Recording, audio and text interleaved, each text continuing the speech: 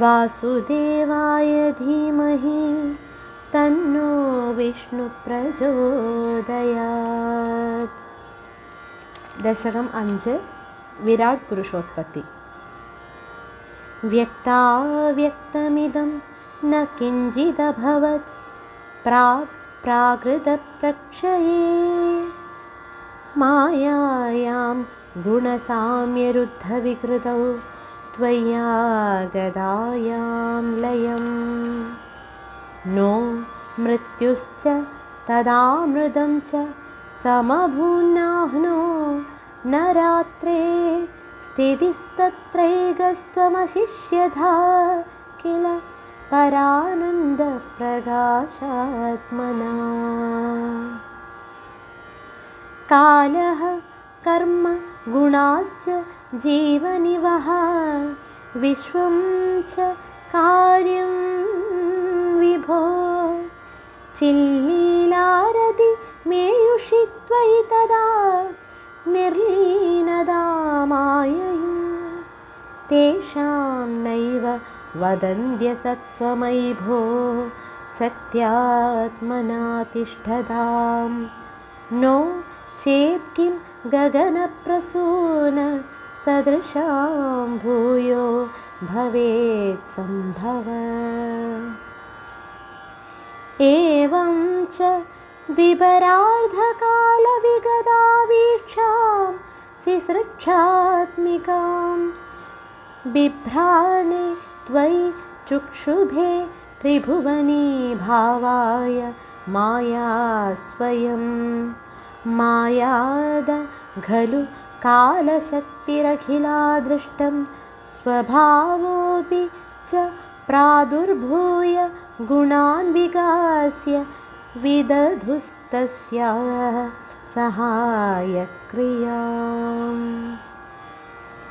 मायासन्निहितो प्रविष्टवपुषा साक्षीति गीतो भवान् भेदैस्तां प्रतिबिम्बतो विविशिवान् जीवोऽपि नैवापर। कालादिप्रतिबोधिताध भवता सञ्चोदिता च स्वयं माया सा खलु बुद्धितत्त्वमसृजत्योऽसौ महानुच्यते।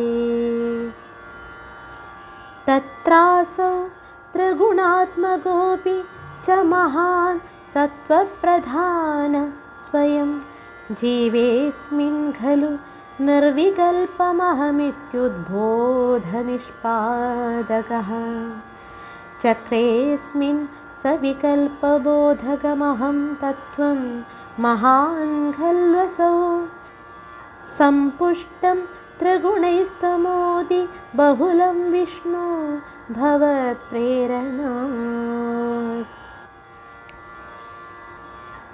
सोऽहं च त्रिगुणक्रमात् त्रिविधतामासाद्य वैकारिको भूयस्तैजसतामसाविति भवन्नाद्येन सत्त्वात्मना देवानिन्द्रियमानिनो कृत दिशावादार्कपाश्यश्विनो वह्नीन्द्राच्युतमित्रकान् विधिश्रीरुद्रशारीरकान् भूमन्मानसबुद्ध्यहं कृतिमिलच्चित्ताख्यवृत्त्यत्मिदं तच्चान्दकरणं विभो तव बलात् सत्त्वांश एवासृजत्। जातस्तैजसतो दशेन्द्रियगणस्तत्तामसांशात् पुनस्तन्मात्रं नभसो मरुत्पुरपदे शब्दो जनि त्वत्बलात्। शब्दाद्योम तद ससर्जित विभो स्पर्शं ततो मारुतं तस्माद्रूपमतो महोध चरसं तोयं च गन्धं महीम्।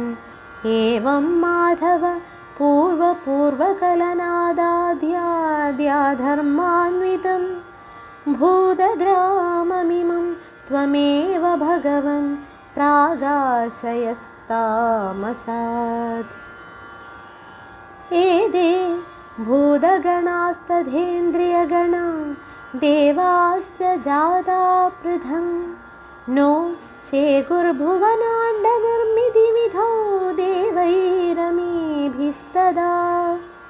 त्वं नानाविधसूक्तिभिर्नुत गुणस्तत्त्वान्यमून्याविशं चेष्टाशक्तिमुदीर्य तानि घटयन् हैरण्यमण्डं वृथा। अण्डं तत् खलु पूर्वसृष्टसलिले तिष्ठत् सहस्रं समानिर्भिन्दन्न कृताश्च दुर्दश जगद्रूपं विराडाह्वयं साहस्रैः करपादमूर्धनिवहैर्निःशेषजीवात्मको निर्बाधोऽसि मरुत्पुराधिप सा मां त्रायस्व सर्वामयात्।